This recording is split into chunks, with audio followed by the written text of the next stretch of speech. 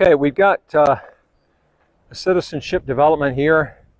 I'm going to actually gradually be going back and showing you properties that have qualified with a resubmission that the government has done, because the old videos, some of those are not going to be on the new list the government has got that will be approved for citizenship.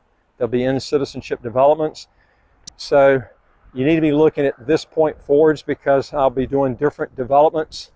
This one here, I think they've done an excellent job. I can tell just from the quality here, they've done very well. It's in a real good location.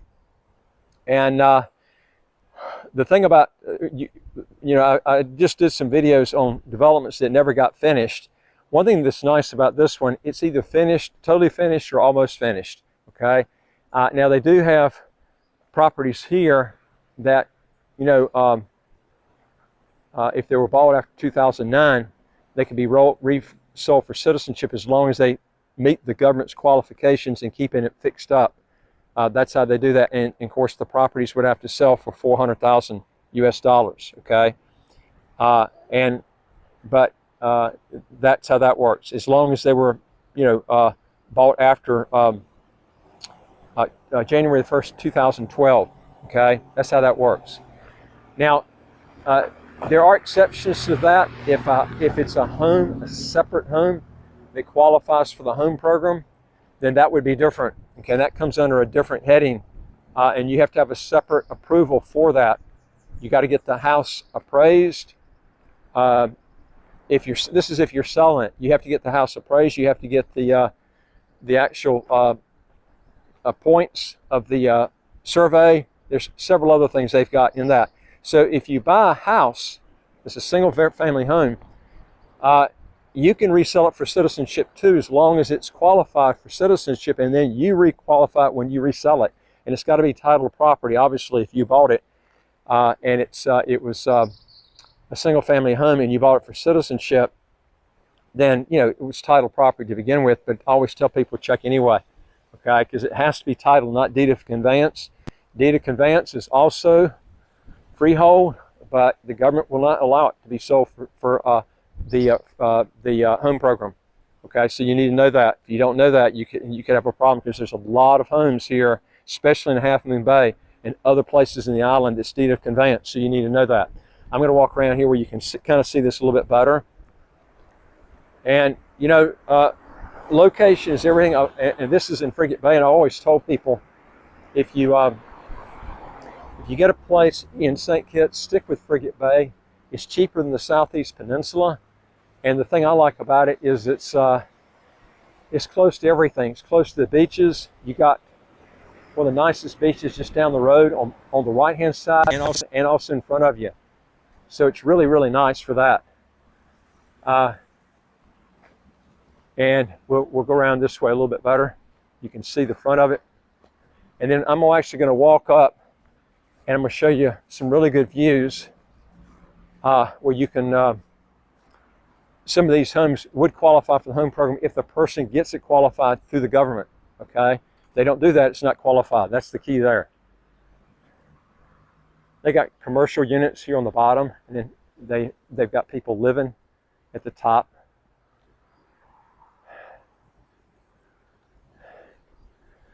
And this one, they've kept it up really good. The grounds and everything looks really good. Unlike the other one I showed you on a video, if you hadn't seen it, you need to go back and look, because I did a video on some of the ones that just did never finish the project. They finished this and did a good job on it, okay? Now, I'm gonna walk up here. This is an area, it's called Fort TYSON. And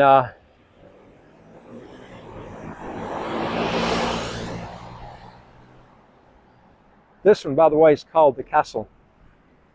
Okay, I don't think I mentioned that. It's called the Castle.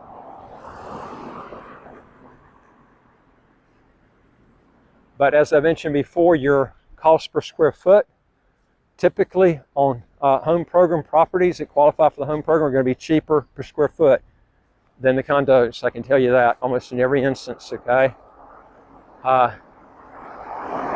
Not just that, but you got a single family home. You'd think it would cost more, but it's the opposite. It's actually cheaper. The smaller you get, the units, square footage wise, the higher it's going to be per square foot. There's places out, like for instance, I don't know today what it is, but I can tell you several years back, Petition Hill, which is on the other end of the island, had 400 square foot units for 400,000 US. That's $1,000 US a square foot. I didn't say a square meter, I said a square foot. And that's not in Frigate Bay, that's on the other end of the island, okay?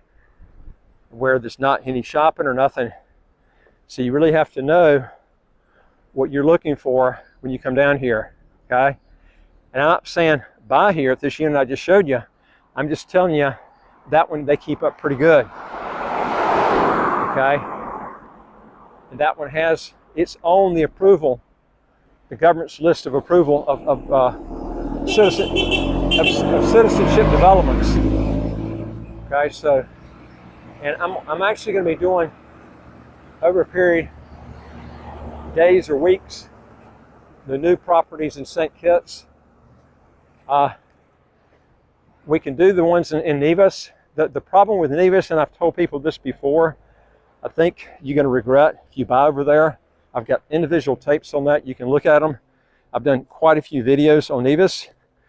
The problem with Nevis, as I mentioned many times, is Nevis is everything is more expensive over there. Food, everything, because everything comes here first, then shipped over there on an extra shipment. That's added to everything that you buy. Okay, and not just that. You got 10,000 people in Nevis, roughly 40,000 people here in St. Kitts. That means you're going to have approximately, give or take, 4 electricians. For every 4 electricians you got in St. Kitts, you got 1 in Nevis. Okay? Same thing with building contractors, doctors, nurses, everything you look at. Your percentages of competition to hire people is 4 times less. That's going to cost you more money and more frustration when you got 2 plumbers that don't show up and you don't have anybody else to call, okay? These are the things that you're going to have to deal with that I've told people about that they won't notice it until they get down here in St. Kitts. If you like golf, there's more golf courses here. Cheaper golf courses, a lot cheaper than in Nevis, okay?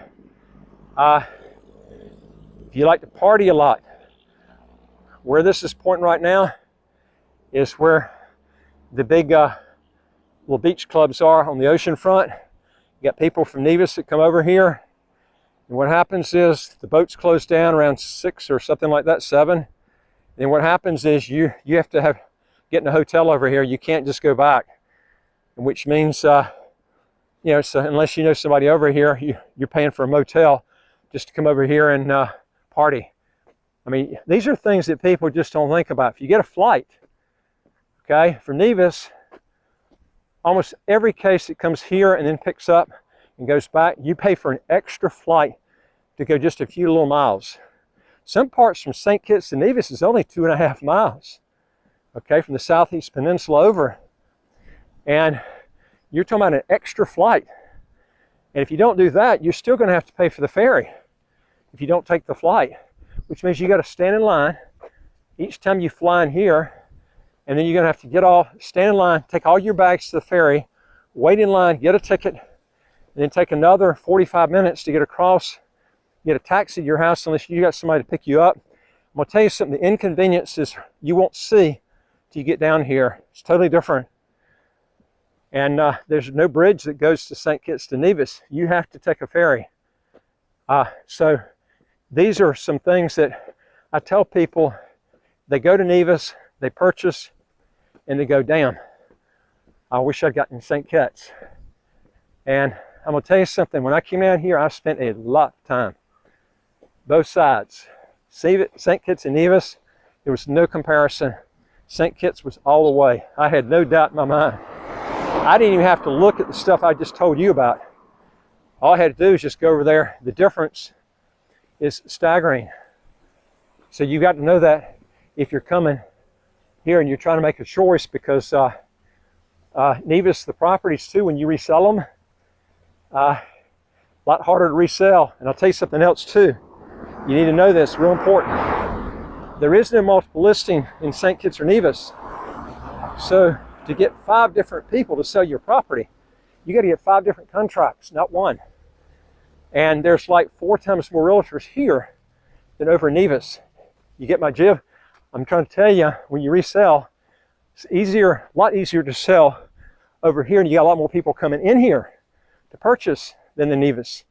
So this is something you really have to know before you come in and buy. Now this is another one. I don't know if it's been approved for citizenship or not. I'll check, let you know. I didn't forget to check on this one. This is called Horizon. This was one of the earliest ones. But like I said, these have to, they have to reapply to be on this list. And like I said, there's only 20 something so far right now as of today. This is in, what's today, June the 8th? I forgot what date it was. But so, you know, you need to make sure they're listed on the new list. If you look at some of my old videos, that particular development might not have been approved. Okay, and you could come down here and ask somebody. If they tell you wrong, then you've got a real problem, because if they tell you wrong, then you're stuck with that property. You're going to have to get another one to get approved for citizenship. So this is something that you ought to contemplate. Okay, we're going to walk up here. I'm going to just show you. We're going to switch off the citizenship developments and go on the home program now. All right. The home program, as I mentioned to you before, I really like it better than the regular program buying in the citizenship developments. Let me tell you why I like this. Is not only is it cheaper per square foot, but there is one thing you got to take into consideration. You have to get a structure. The structure of the house has to appraise for at least $400,000 US. That's outside the lot. So you're going to be paying probably close to around $600,000 to $700,000 US.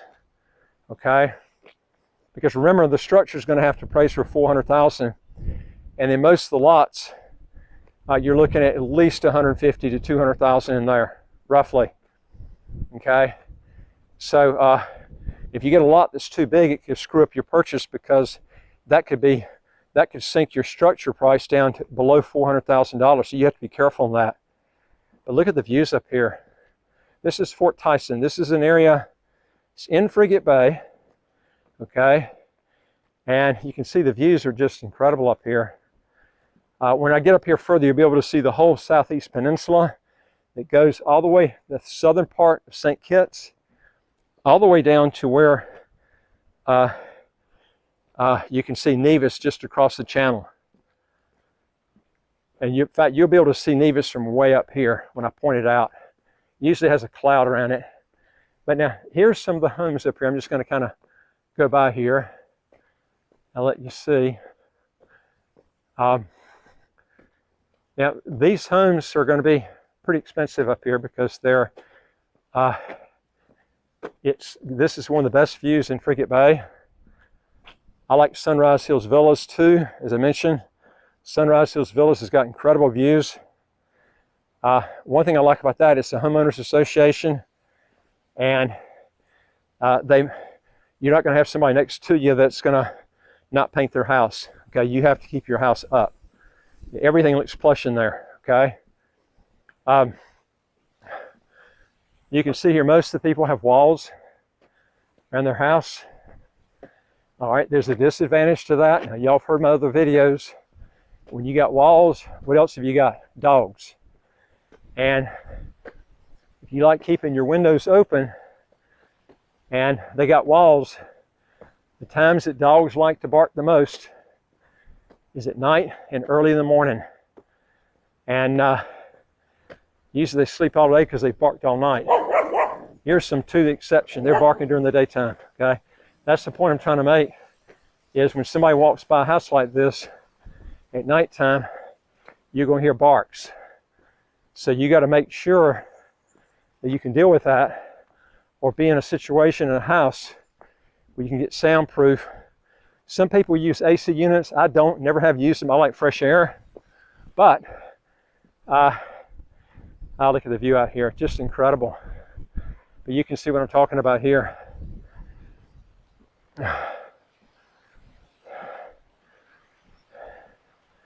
What you can do is you can actually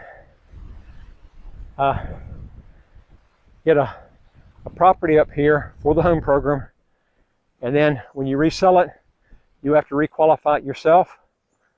We help people do it, but we can do it for you, or you can do it yourself. The Citizenship Act has real clear guidelines on how to qualify a house for the citizenship, for the home program, and you would need to look at that, or hire somebody like our company to help you get that done. But you got to make sure it's right, because they could turn it down, okay? And they're not going to show you how to do it. You're going to have to either do it yourself or hire someone to do it. But once you do it, it makes it a lot easier to sell your house, because you get a huge market of people. Remember, in citizenship, there's no financing. It means everybody pays cash. That's, makes a huge difference. That's why I got out of the habit of selling anything but citizenship properties, because I've still got some hanging in there, but we pretty much got out of it because the mortgage part, it just got to be a headache, and we've got so much business coming in now. It's just better to stick with citizenship, and people pay cash for everything. Just a lot less headaches and stuff. But you can see how they keep it up. It's nice. Got nice gate here, and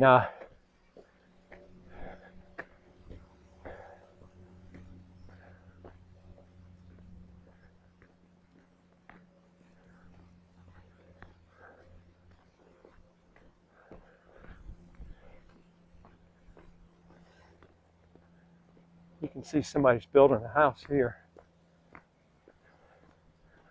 Brand new house.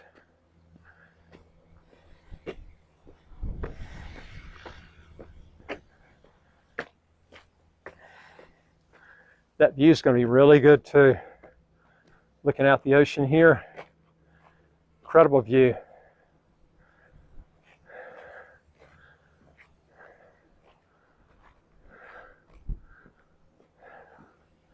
I would say this area and Sunrise Hills, our Sunrise Hills villas, I think are the two best. I'm talking about single family homes. One does what one wants.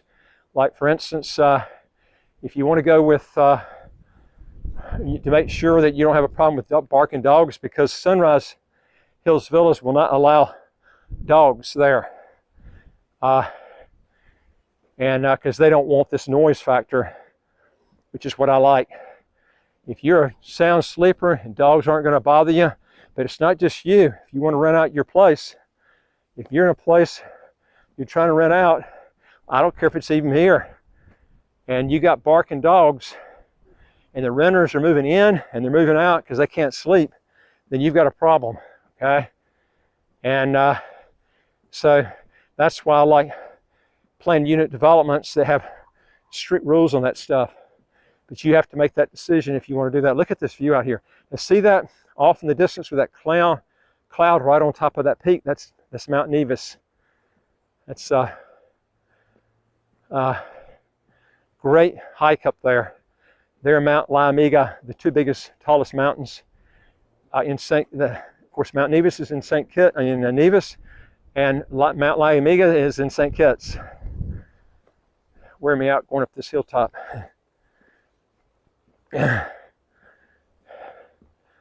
So when you, like I've told people before, a lot of people just forget this. When you get properties, Stick with properties that qualify for citizenship. It brings you into a market of cash buyers. They have a lot of money. Real rare we get somebody under a net worth of under 5 million US that gets citizenship. Okay, we've got them 100 million and up. Okay, so your chances of reselling is so much better when you deal with citizenship properties. Folks, it's getting ready to rain, so I'm going to have to stop here. Again, go to our website, www.citizenshipquickly.com, and just ask for some help. And I would like to hear from you. If you got a question or comment, put it below. I look forward